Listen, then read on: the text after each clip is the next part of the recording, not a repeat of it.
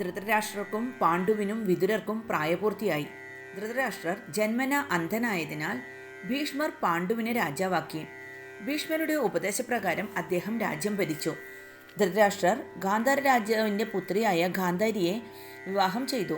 അന്ധനായ തൻ്റെ ഭർത്താവിനുള്ള സുഖം തനിക്കു വേണ്ടെന്ന് തീരുമാനിച്ച ഗാന്ധാരി തൻ്റെ കണ്ണുകൾ മൂടിക്കെട്ടി തനിക്കുള്ള കാഴ്ചശക്തി ഉപേക്ഷിക്കുകയുണ്ടായി. ശ്രീകൃഷ്ണൻ്റെ പിതാവായ വസുദേവരുടെ പെങ്ങളാണ് പൃഥ. ഇവരുടെ പിതാവിൻ്റെ സഹോദരിയെ വിവാഹം കഴിച്ചിരുന്ന കുന്തിഭോജന് മക്കളില്ലാത്തതിനാൽ പൃഥയെ ദത്തെടുത്ത് വളർത്തി വന്നു. കുന്തിഭോജൻ്റെ വളർത്തുമകളായതിനാൽ പൃഥയെ കുന്തി എന്നും വിളിച്ചു വന്നു. ഈ പൃഥയെയാണ് പാണ്ഡു മഹാരാജാവ് വിവാഹം കഴിച്ചത്. കൂടാതെ ഭീഷ്മരുടെ നിർദ്ദേശപ്രകാരം മാതൃരാജാവായ ശല്യരുടെ സഹോദരി മാതൃയെയും പാണ്ഡു വിവാഹം ചെയ്തു. ദേവകൻ എന്ന ബ്രാഹ്മണന് ശൂദ്രസ്ത്രീയിൽ ജനിച്ച പുത്രിയെ ഭീഷ്മർ വിതുരരെ കൊണ്ട് വിവാഹം ചെയ്യിക്കുകയുണ്ടായി. വിധിപ്രകാരം രാജ്യം ഭരിച്ച പാണ്ഡു രാജ്യത്തിൻ്റെ അതിരുകൾ വികസിപ്പിച്ച് കുരുവംശത്തിൻ്റെ പ്രശസ്തിയും പ്രതാപവും വർദ്ധിപ്പിച്ചു.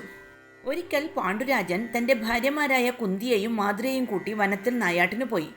കാട്ടിൽ ഒരു പേടമാനും കലമാനും ഇണചേരുന്നത് കാണാനിടയായ പാണ്ഡു കലമാനെ അമ്പെയ്തു കൊന്നു.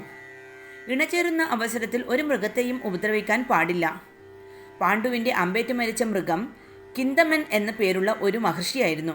മരിക്കുന്നതിനു മുമ്പ് മഹർഷിയുടെ രൂപം കൈക്കൊണ്ട കലമാൻ പാണ്ഡുവിനെ ശപിച്ചു. വികാരവായ്പോടെ സ്ത്രീകളെ തൊട്ടാൽ തൽക്ഷണം തന്നെ നീ മരിച്ചു വീഴും.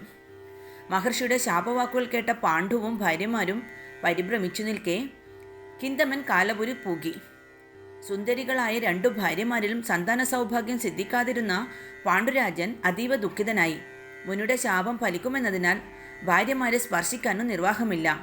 അതിനാൽ സിംഹാസനം ത്യജിച്ച് സന്യാസം സ്വീകരിക്കാമെന്ന് പാണ്ഡു തീരുമാനിച്ചു. ആ വാർത്ത കുന്തിയെയും മാതൃയെയും ദുഃഖത്തിലാഴ്ത്തി. അതിനാൽ ഭാര്യമാരോടൊത്ത് വാനപ്രസ്ഥം സ്വീകരിക്കാണ് നല്ലതെന്ന് പാണ്ഡുവിന് തോന്നി.